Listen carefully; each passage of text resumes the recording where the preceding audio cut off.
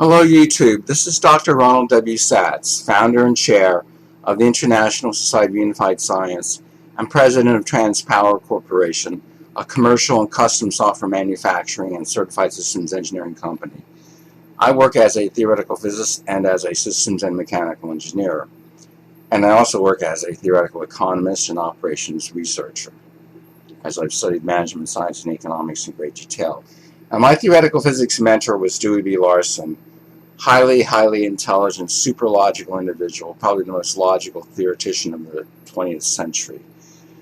Not only was he a theoretical physicist, but he was also a theoretical economist. Now, just as I've made all of his work in physical science fully computational, for example, using MathCAD and FileMaker, I've also made all of his work in economic science fully computational.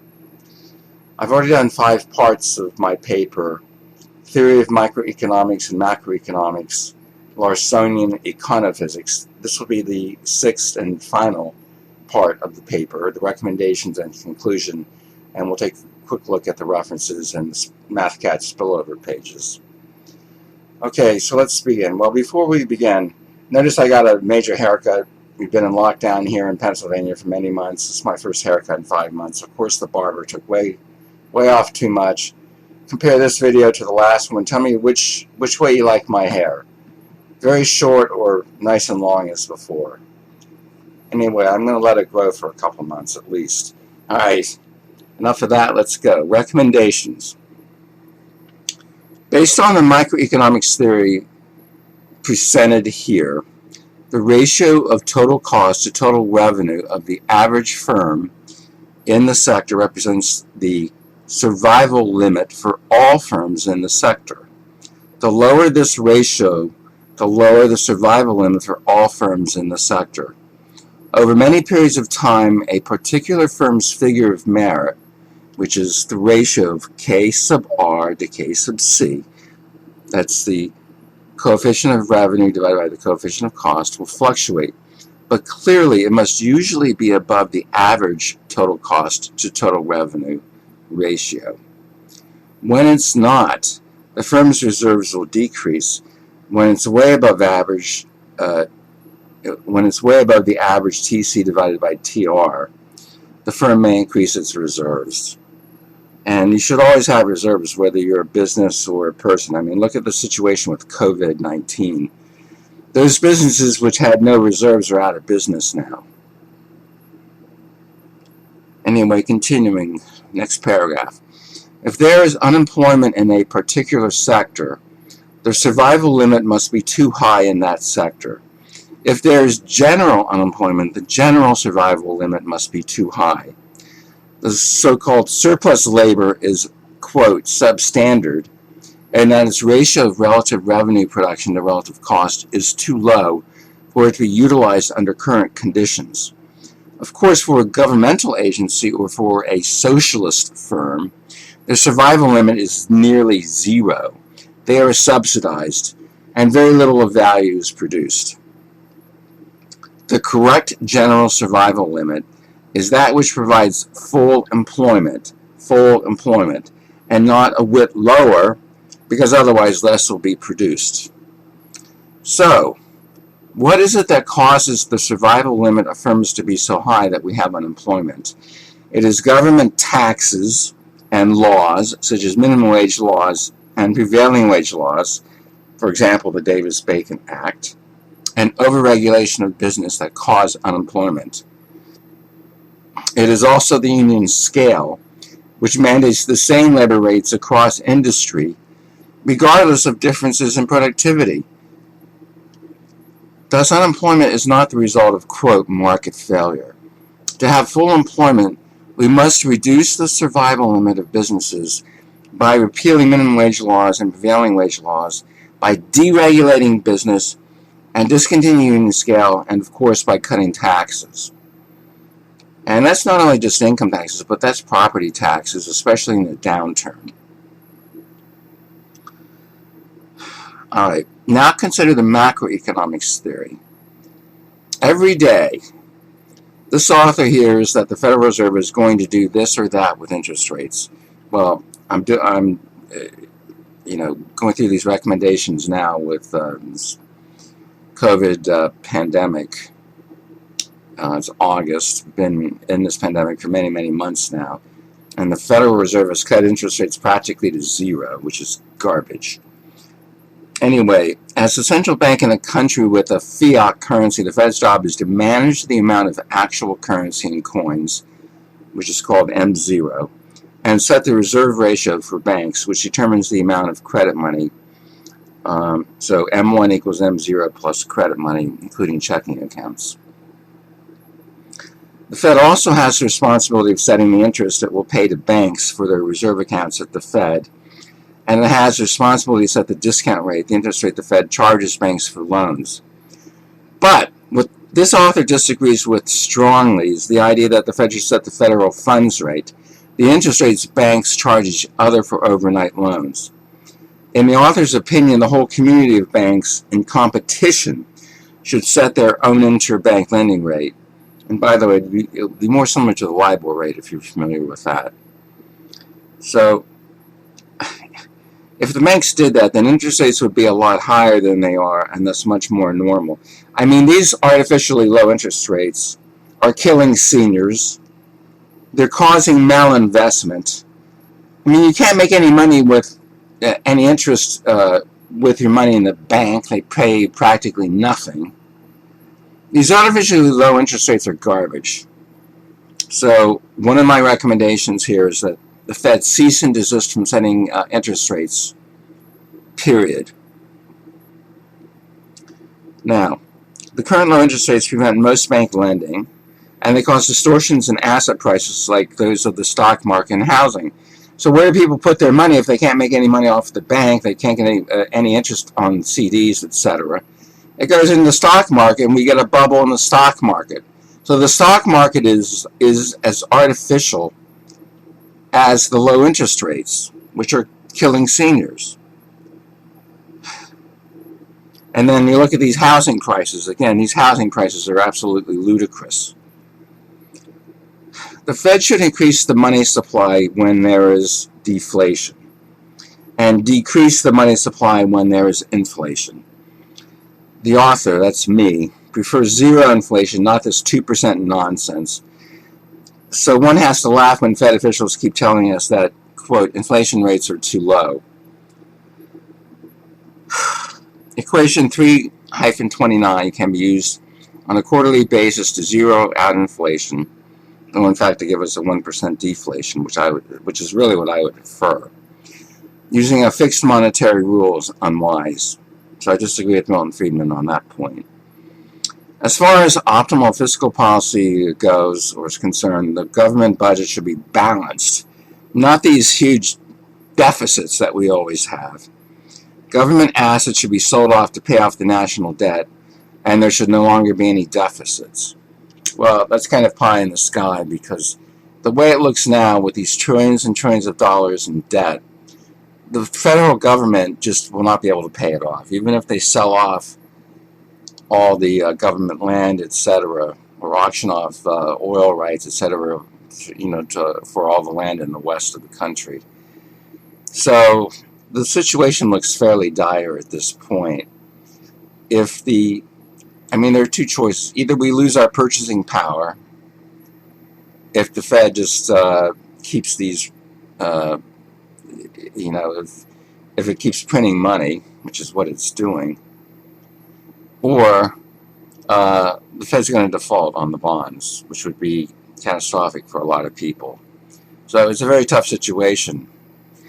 Anyway, let's continue here. Conclusion. Larsonian Econophysics represents a new paradigm for microeconomics and macroeconomics. The fundamental component of the economic mechanism is purchasing power, which is analogous to available energy in physical science. Purchasing power is produced and then expended or consumed. The fundamental equation of economics is therefore P, which is unit price, equals B, which is purchasing power, divided by V, which is the volume or the number of units.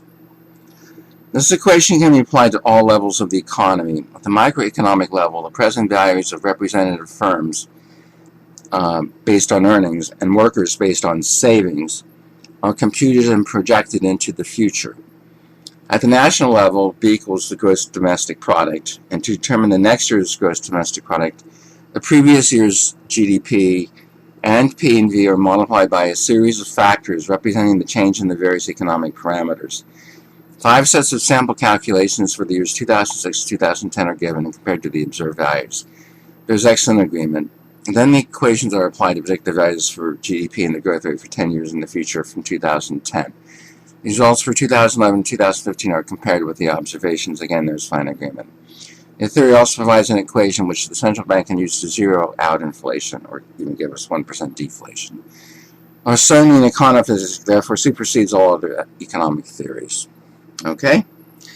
Acknowledgements. Funding for this work came from TransPower Corporation, which is my commercial software business, not the government. I don't take any government subsidies, unlike most of my competitors in theoretical physics or theoretical economics. Of course, great thanks go to Dewey B. Larson, who served as my theoretical physics and theoretical economics mentor from 1965 until his death in 1990. He was by far the most intelligent and most logical of any individual I've ever known. Period. All right, let's look at the references quickly. The first two you should read. You can find, I don't think The Road to Full Employment is online, but you can find The Road to Permanent Prosperity. I mean, I could be wrong about The Road to Full Employment, but anyway, The Road to Permanent Prosperity you can find online. Excellent book. That's the basis of this paper, but I've made it fully computational. Then I have a series of textbooks here. There's Mankiw, Macroeconomics, Abel, Bernanke, Khrushchev, Macroeconomics. There's Ben Bernanke's textbook. Dornbach, Fisher, and Starr's Macroeconomics. That's not a bad book, basically, as conventional theories go. Auerbach and Kotlikoff, Macroeconomics and Integrated Approach. That has the two-generation theory in there. Again, not too bad. Blanchard and Johnson, Macroeconomics, kind of simple. Barrow, Macroeconomics. That work has no example calculations. It's kind of funny to me. Williamson, Macroeconomics, again, kind of simple. Principles of Macroeconomics by Nels Parker, again, kind of simple. Carberg, Intertemporal Macroeconomics, Deficits, Unemployment, Growth. That's a little bit more advanced. Gartner, Macroeconomics under Flexible Exchange Rates. By the way, if we go to a gold standard, there will not be flexible exchange rates. We'll be on the gold standard, not what might be called the employer-worker standard now, which is what we have now. U.S. Census Bureau is next. ECPAFI.com, that's one of the statistical companies. I used some data from the Social Security Administration, Board of Governors of the Federal Reserve, Statistica, and Economagic.com. I now come to reference 20, George Reisman, Capitalism. He's an Austrian economist. We're pretty close to Austrian economics here with Larsonian Econophysics, except that we're totally computational. Now, what's interesting, though, this is the only one of the references to give an equation similar to the one we have, P equals V over V. Reisman's equation is P equals DC divided by SC, where DC is the aggregate demand for consumer goods and SC is the total quantity of consumer goods produced and sold. So that's kind of interesting. Now, again, there's not too much in the way of math there, but at least there's some in Reisman's work. I do recommend that you read it, but it's not fully computational. There's Russell's Economics. Now, Chernovsky, International Macroeconomic Dynamics, that was a little bit more advanced with differential equations and so on. He does talk about representative agents in there, which I like. J. Meow, Economic Dynamics in Discrete Time. That's pretty advanced, but not very practical. And then D. Rome, Advanced Macroeconomics. That's kind of an interesting book. Comes with a good study guide. And then, of course, M. Trillagator, Mathematical Optimization Economic Theory. Very nice book on optimization theory. Now we come to reference 26, Basquiat, The Law. This was first published in French as a pamphlet in 1815, translated into English in 1853, and then translated again in 1998 by Dean Russell and published by the Foundation for Economic Education, FEE, in Irvington on Hudson, New York. Bastiat is was one of the first min-anarchists, minimal statists, and we believe in a minimal state here, not anarchy, and not socialism or fascism or communism or Islamism or any other form of collectivist garbage. And then we have the SEC here, 27. 28 is my doctoral dissertation, and I discuss available energy there, which is interesting because available energy and purchasing power are analogous. Then my various optimization programs: optimal manager, expert thinker, optimal engineer, optimal scientist, optimal control designer. So I've spent most of my career in optimization, theory and applied. For projections, I use Berg's method, and there's a paper there, C. Coulomb. You can read about Berg's method there. For economics, those retirement equations, I use theory and problems of engineering economics. We have no difference with anything in engineering economics. It's all valid, totally valid. Thefool.com is an interesting website. A typical American has this much in retirement, which is way too little. U.S. Bureau of Economic Analysis, reference 38, and then another sort of thing, reference 39. And I've gone through several revisions here. And just briefly, let's just look at the spillover pages. This has to do with the main macroeconomic functions, and this is MathCAD code. MathCAD puts all spillover pages onto the back of the paper, and that's all that this is right here. And we'll just go home, go all the way back. So there you have it. Theory of Microeconomics and Macroeconomics, Larsonian Econophysics, version 2.0. I'm Dr. Ronald W. Zatz. I hope you'll study this paper. I'll give a link below. It's free to read. And so next week we'll start on taking a look at optimal economist and implementation of Larsonian Econophysics, which puts all these equations together into a commercial software program. Optimal economist. Originally, we had a price of $295, but because of the recession/depression that we're in, we reduced the price down to $95. So it's very affordable now. So next week, we'll start taking a good hard look at that. I hope you enjoy it. Okay, again, thanks for your attention, and study Larsonian Econophysics and prove it for yourself.